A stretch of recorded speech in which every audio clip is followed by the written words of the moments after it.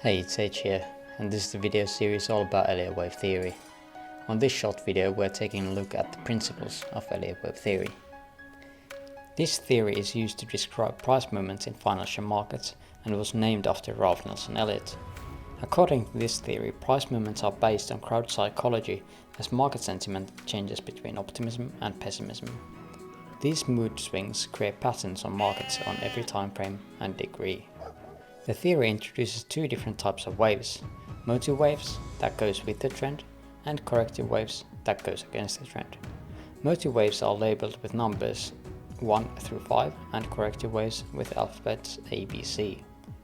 Each set of waves are subdivided into a smaller degree of waves as these patterns are fractal, meaning they repeat themselves on any time frame.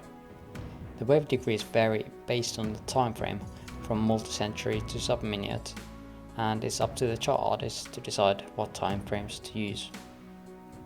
Each of these waves have different characteristics that we will delve into on a later video, but the basic principle is that if the overall market trend is up, then the motive wave structure is moving the same direction, bringing the price up as well, while corrective structure is correcting the previous trend, bringing price down.